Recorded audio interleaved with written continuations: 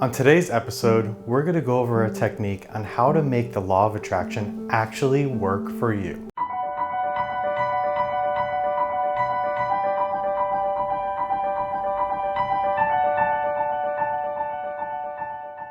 I'm Dr. Michael DiMarco, and welcome to another episode of Event Horizons, where science and spirituality meet so we can have better lives. Today's episode, we're going to talk about something really special to me because I don't know if you're like me and you've tried to make the law of attraction work for you, and a lot of times it just didn't. You have these thoughts and you have these things in your mind, and you even go so far as to attaching an emotion to them, and the things that you want to attract in your life just don't show up. No matter what you do and how hard you can try really hard, and you think about them so much and you put so much attention in your heart if you're really doing the law of attraction right, and these things just don't seem to manifest. And today what I'm going to talk about to you is a different way of thinking that will hopefully help the law of attraction actually work for you. First, what we need to talk about is how we actually think of emotions. If you're familiar, you may or may not be familiar with the Hawkins scale of consciousness, where emotions are actually given a number, and they're given a number on where they fall on this scale. And at the very bottom, we have shame, which is given a 20.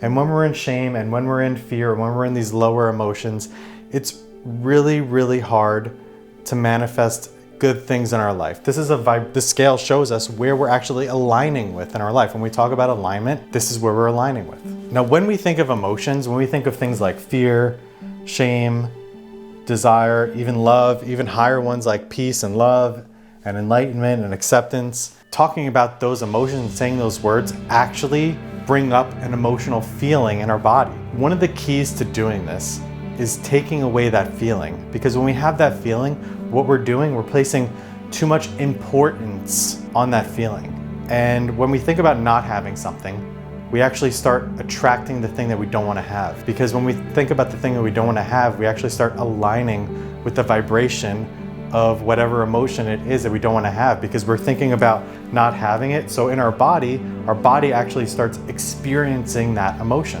What I'm going to talk to you about today, and we're going to keep it short and we're going to keep it simple and we're going to keep it easy, is a different way to think about those emotions so that you can start aligning to the frequency that you want to align to. So you can start aligning to these higher level frequencies of love and peace and enlightenment, and start attracting things that are on that level. So you can just start attracting more abundance. You can start attracting more love. You can just start attracting more health and vitality into your life, actually allowing it into your life.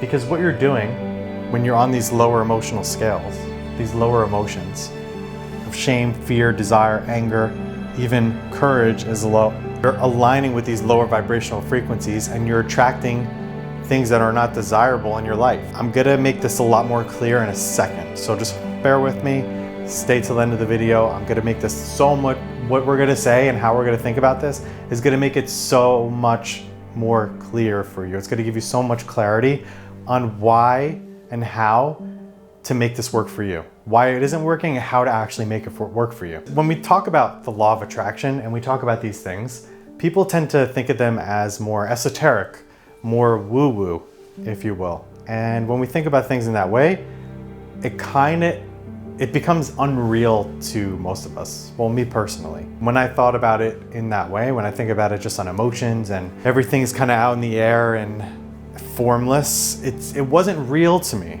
When I started thinking about it in this way, it helped it become more real to me. You may or not have heard this quote by Nikola Tesla. If you want to find the secrets of the universe, think in terms of energy, frequency, and vibration. This quote is so powerful. And what he's talking about is not just how to produce a new form of energy and not just how to power our electric cars or our houses. This is how the universe actually works. If we think about things in terms of energy, frequency, and vibration, we start thinking things in terms of quantum physics. We start thinking things in terms of everything on the atomic level. We start thinking about our health in this way. If we're sick, if we have pain in our body, if you think about it in terms of energy, frequency, and vibration, it's a lot easier to make a diagnosis that isn't attached to an emotion, that isn't attached to a specific emotion that's actually going to reinforce the reason why we have it in the first place. So if we look on this scale and we see the numbers and we see, everything going from 20 to 100 to 200 all the way up to 700 plus, which is enlightenment, they have names of emotions attached to each of these numbers. What I want you to do is forget about the names of the emotions. Forget about the names of the emotions. And how we're actually going to think about this is in terms of 100% energy. And at the top of the scale, energy is flowing at its highest level. Everything is flowing at its highest level. This is the point of creation. This is where everything manifests from matter. Everything below it is just filtered energy. It's just lower energy. It's just less energy, just more or less. So we're taking away the thought in our mind of giving something good or bad, and we're making it completely neutral and making it just energy. And when we do that, we can place less importance emotionally, feeling-wise, in our body on what level, what frequency we're actually aligning with. So when Nikola Tesla was actually talking about energy, frequency, and vibration, he wasn't just talking about how to build an electric car or how to power our cities. He was talking about how to power our lives. It's not a coincidence that this man had so many great ideas come to him. He's a receiver for so many great ideas. The amount of patents and the amount of inventions that he had, I don't even know if there's another person on earth who's ever had that many. If we were going to compare him to somebody in ancient times or another time, we would maybe compare him to a Leonardo da Vinci, who had so many ideas and so many creations and so many things come to him that were so far ahead of his time that couldn't even be manifested until now, like the helicopter and the airplane and all these other amazing things. When we start thinking of everything in terms of energy and frequency vibration, it literally changes how the law of attraction works for you. Because all you're doing is trying to align yourself with more and higher energy. And when we align ourselves with more and higher energy, the frequency of our vibration changes. And when the frequency of our vibration changes, we're able to manifest things more clearly and in abundance in our life. And we have more energy flowing through our body will start to heal itself. When we have more energy flowing through our lives, we'll have more ideas for things that are going to create more abundance in our life, more wealth in our life. So if you're going to do one thing and you're going to change the way that you think about one thing, if you're going to change the way you think about if you're going to change the way that you think about your life in one way, do it this way. Start thinking about everything, and relationships. How much energy are you giving? How much are they taking? What programs of reality are taking energy from you? And what ones are you giving energy to? That will start to change what shows up and what does not show up in your life. We'll go deeper into this on future episodes, but I just want you to have a level of understanding of why this is so important. Why you should start thinking of everything in terms of energy, frequency, and vibration. If we're going to do something practical from this information, the one thing I want you to do is today when you go throughout your day, I want you to start making a list. And you can even write this in the comments, share it with other people, because this is actually going to be so helpful for you and other people, and I'll give you feedback on it. Start noticing and writing down what gives you energy, what activities, what are you doing that you feel like you're gaining more energy from. For me, it's creating YouTube videos and talking to my clients. Those things, when I'm done with them, they actually give me more energy. I'm left with more energy to go and do more things.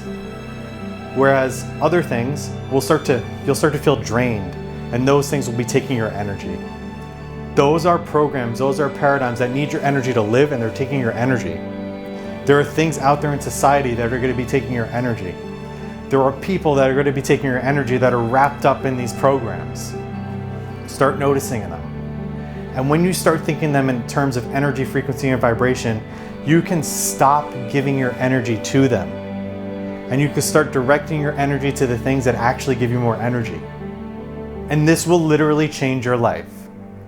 So in the comments below, as you go through the day, I want you to make a note of 5 things that give you energy and 5 things that take energy from you, and write them in the comments below so you can share them with other people, and other people can see that maybe the things that they're going through are the same as what you're going through. As you start sharing with other people what gives you energy and what takes your energy, other people can start to notice what gives them energy and what takes them energy, and we can collectively stop giving our energy to these things that are taking energy from us.